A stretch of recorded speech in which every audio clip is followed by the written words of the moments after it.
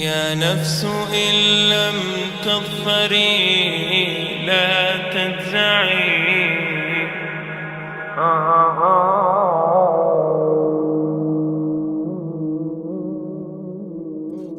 All the praise is for Allah,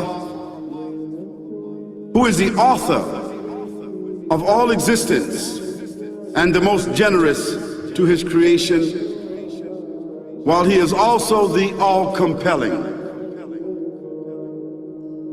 He is the only one worthy of our worship, having no partners, no associates, no sons, no daughters, no one whom he must consult, and no one or anything which has any comparison with him. All the praise is for Allah, who is the King of all who claim sovereignty, the only one who has the right to legislate for his creatures. He is the giver of life. He is the causer of death, while death has no effect upon him, because he is the ever-living, the self-subsisting, the eternal and the only absolute. All the praise is for Allah, who has power over all things, and there is in reality no power and no strength, no influence to cause benefit or detriment except through him. It is he who created this complex world, the seen and the unseen, the evident and the speculative, the earth and all that is on it and everything that is in it. It is he who sent his messengers and prophets, alayhimus salam, with the common message of strict monotheism, which simply means that there's absolutely no one worthy of worship, no one worthy of our obedience except the Almighty, the One, the Absolute, and who has no partners. The earlier messages which changed the world in the area in which the prophets were sent, those messages we know have changed, and even the prophets who brought them, their names are now lost. We just know in general because Allah told us in the Quran, وَلَقَدْ بَعَثْنَا فِي كُلِّ أُمَّةٍ رَسُولًا أَنْ يَعْبُدُوا اللَّهَ وَاجْتَنِبُوا الطَّاغُوتَ. I've sent to every nation a messenger, calling people to worship Allah alone and to avoid the worship of false gods. This essential message has been preserved in Islam in a way that it was never preserved before. Not because the message was different, because it was the same message, but because of the fact that there would be no other prophets who would come after Muhammad sallallahu alaihi wasallam. So therefore that message now had to be protected. It had to be preserved in a way none of the earlier messages were preserved. I will tell you this, what you say you have come to know 40 years back, and what you call the Big Bang is already mentioned in the book which I read, the glorious Quran. It's mentioned 1400 years ago in Surah Anbiya, chapter number 21, verse number 30, which says, Avalam yaral lazina kafaru. Do not the unbelievers see, anna samawati wal arda, kanat ratkan fataqnahuma, that the heaven and the earth were joined together and we clove them asunder. What you're talking about, the Big Bang, I try to imagine compressing a spring. I push it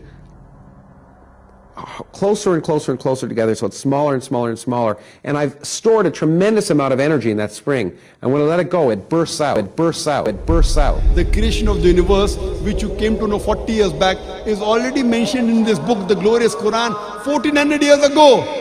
Who could have mentioned that in the Quran? So the atheists will say, maybe someone wrote, maybe it's a fluke, maybe it's a guesswork. A human being, regardless of who they are, or where they are, or what they do, will have this curiosity. They'll want to know, why am I here? How did I get here? And do I have a purpose? And if so, what is it? The only one who would really be able to answer that question would be the Creator himself. If there is a Creator, it would be up to him to tell us why we were created and what he expects from us and what this life is really about. Allah has shown the people from the time of Adam until right now, has shown the people what he wants from them. And it's a very simple thing, and that is that worship be for him alone without any partners. In fact, we know this life to be a test from Almighty God. That's why we're born, and that's why we die, because there has to be a beginning and an end for us to be tested on. The next life, after this life, no one will ever die again. A bad person or a good person. Both are brought back and they continue to live in the next life, either in good shape or not so good shape, depending on how they did on the test. The worship of the God of Abraham, that was what was taught by these prophets. The Lord of the Arsh and Kursi. We're talking about the Lord of the worlds. Alhamdulillah Rabbil Alameen. We're talking about the Lord of the entire universe and beyond.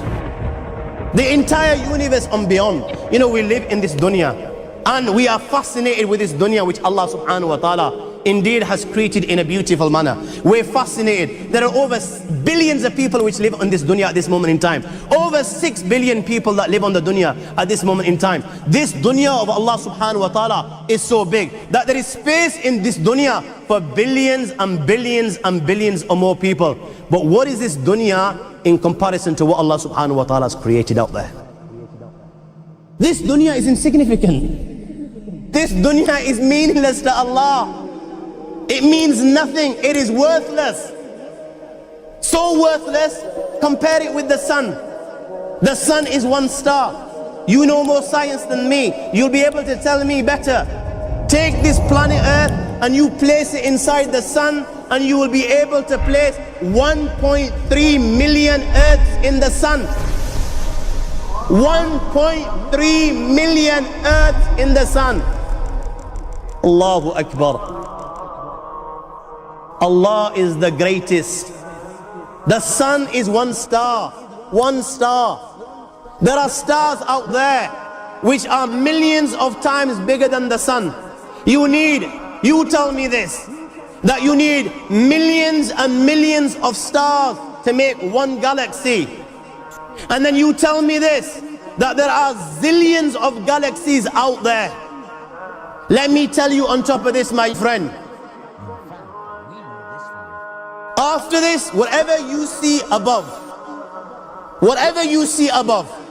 when you raise your head and you look above, whatever you see above, the zillions and zillions and zillions of galaxies, let me tell you, this is everything there is within the first heaven.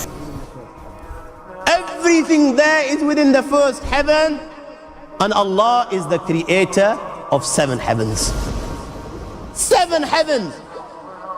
And the distance between the first heaven and the second heaven is 500 years. You know, the distance that can be covered in 500 years, at what speed? Only Allah knows. Only Allah knows. But it will take 500 years to get from the first heaven to the second heaven. 500 years from the second to the third, third to the fourth, fourth to the fifth, fifth to the sixth, sixth to the seventh. Every time it will take 500 years. After the 7 heavens,